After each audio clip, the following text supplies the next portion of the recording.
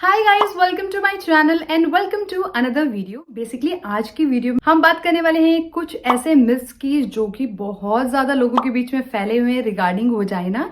And बहुत सारे ऐसे मिथ्स है ना जिनका कोई भी सर और पैर है ही नहीं, लेकिन फिर भी लोग इस पे बिलीव करते हैं और इसके अकॉर्डिंग ही अपनी लाइफ को आगे कैरी फॉरवर्ड कर रहे हैं।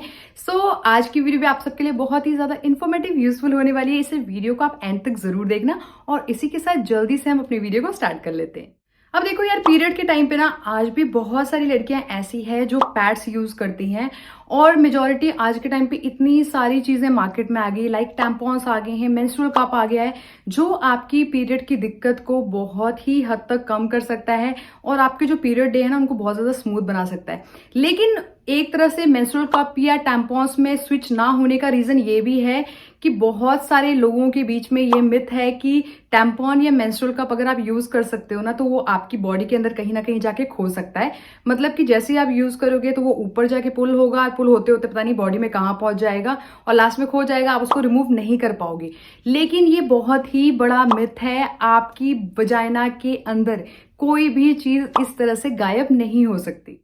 अब बेसिकली जो हमारी वजाइना की ओपनिंग या सर्विक्स की जो ओपनिंग होती है वो इतनी स्मॉल होती है कि जिसके अंदर कोई भी चीज गायब नहीं हो सकती। जब आप मेंस्ट्रुअल कप को इंसर्ट करते हो तो वो बेसिकली क्या होता है, एक सील क्रिएट कर लेता है और सील के थ्रू वहां पे अटैच हो जाता है। अब जो भी पीरियड का ब्लड है वो मेंस्ट्रुअल कप के अंदर कलेक्ट होता रहता है और सेम चीज होती है टैम्पॉन्स के साथ। उसको जब आप इंसर्ट करते हो तो वो जैसे सपोज इस तरह से इंसर्ट हो गया तो अंदर सारा का सारा वो ब्लड आपस में एब्जॉर्व करता रहेगा और जैसे ही वो एक तरह से फुल हो जाएगा तो वो इंडिकेट करेगा, वहां से आपको एक फॉल्स सी स्मेल आने लग जाएगी या वो जो मेंस्ट्रुअल कप होता है ना वो तो सीधा नीचे की तरफ टुवर्ड्स द ग्रेविटी पुल होने लग जाता है। तो ऐसा बिल्कुल भी नहीं है कि मेंस्ट्रुअल कप या टैम्पॉन यूज करने से वो कहीं अंदर गायब हो सकता है। जब वो फुल हो जाता है तो ऑटोमेटिकली वो खुद ही इंडिकेट कर देता है कि हमें रिमूव करने की जरूरत है। और स्पेशली मेंस्ट्रुअल कप के साथ तो ये होता है कि साइड से आपको थोड़ी बहुत लीकेज भी होने लग जाती है और मेंस्ट्रुअल कप धीरे धीरे धीरे धीरे करके खुद ही नीचे की तरफ को आने लग जाता है। तो रिमूव करना बिल्कुल ईजी होता है और मेंस्ट्रुअल कप आपके अंदर बिल्कुल भी गायब नहीं हो सकता। सो गर्ल्स प्लीज इस मिथ को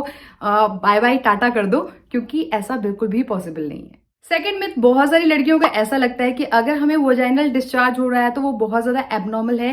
लेकिन मैं आपको बताना चाहती हूँ कि यार पीरियड्स से पहले और पीरियड्स के बाद दोनों कंडीशन में आपकी वजाइना से जो थिक या स्टिकी टाइप का एक वजाइनल म्यूकस या वजाइनल डिस्चार्ज होता है जिसको हम वाइट डिस्चार्ज भी कहते हैं और ये कंप्लीटली नॉर्मल है। हर मंथ आपका 15th डे को एक ओवम मैच्योर होता है और वो फर्टिलाइज होने के लिए रेडी हो जाता है। उसको स्पर्म मिल जाएगा तो आगे फर्टिलाइज होके आफ्टर 9 मंथ्स एक बेबी को जन्म दे देता है। सो वो बिल्कुल कंप्लीटली नॉर्मल है और उस टाइम पे आपको जो वाइट डिस्चार्ज होता है वो ये इंडिकेट करता है कि आप इस टाइम प्रेग्नेंट होने के लिए बिल्कुल प्रिपेयर हैं। सो वाइट डिस्चार्ज एक कंप्लीटली नॉर्मल प्रोसीजर है। लेकिन हाँ, अगर उसका कलर किसी और टाइप का है, लाइक ग्रीन है, येलो है, रेड है, तो इस केस में आपको कंसर्न करने की जरूरत है।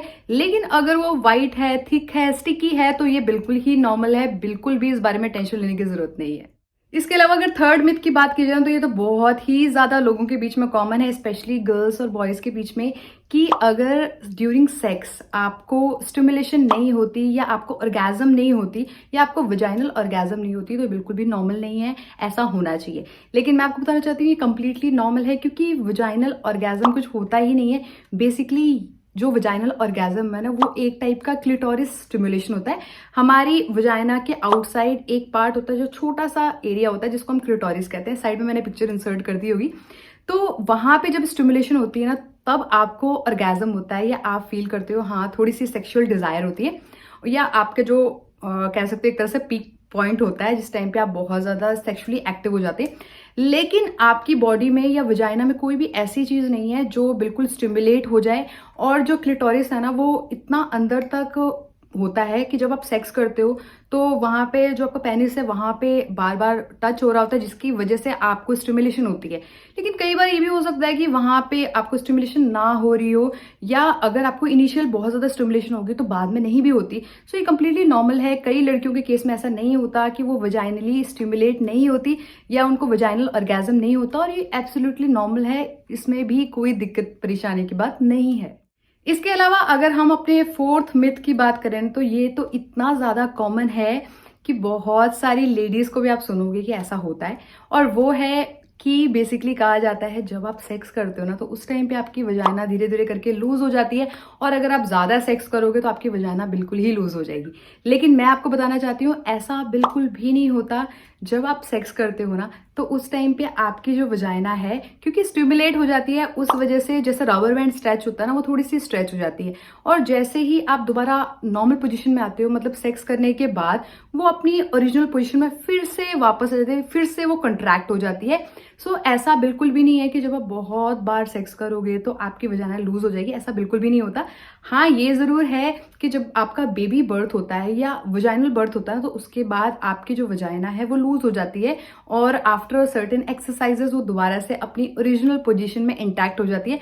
लेकिन बार बार सेक्स करने से ऐसा बिल्कुल भी नहीं होता है। अब last and the most common myth की बात की जाए जिसकी वजह से आज के टाइम पे सोसाइटी में बहुत सारी चीजें होती भी रहती है, वो ये है कि अगर आपका जो हाइमेन है वो इंटैक्ट है तो आप वर्जिन है। लेकिन ये बहुत ही बड़ा मिथ है। बेसिकली वर्जिनिटी कुछ होती नहीं है। जनरली वर्जिनिटी को हम हाइमेन के साथ रिलेट कर रहे होते हैं, लेकिन हाइमेन एक्चुअल में है क्या? वो एक बिल्कुल पतली सी झिल्ली आप कह सकते हो, या बिल्कुल एक थिन लेयर सी है जो कि आपकी वजाइना की सराउंडिंग के आसपास होती है। और कई केसेस में क्या होता है कि बाय बर्थ ही लड़कियों में वो लेयर नहीं होती है, और कई बार आप बहुत ज्यादा एक्सरसाइज करते हो, बहुत ज्यादा साइकिलिंग करते हो, या बहुत ज्यादा फिजिकली आप एक्टिव हो तो उस केस में भी वो ब्रेक हो जाती है। सो इसका सेक्स से कोई भी रिलेशन नहीं है कि अगर किसी लड़की का हाइमेन नहीं है या उसको फर्स्ट नाइट में ब्लीडिंग नहीं हो रही है तो वो वर्जिन नहीं है, ऐसा नहीं है।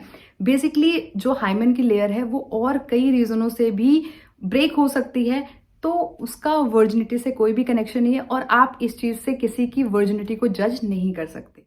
सो गाइस ये तो कुछ ऐसे मिस थे रिगार्डिंग द वजाइना जो लोगों के बीच में बहुत ज्यादा फैले हुए हैं, और लोग आज भी इन चीजों पे बिलीव करते हैं। लेकिन ट्रस्ट में ये बिल्कुल ही यूजलेस बातें हैं, इनका कोई भी मतलब नहीं निकलता। सो आपको इन चीजों पे बिलीव नहीं करना चाहिए।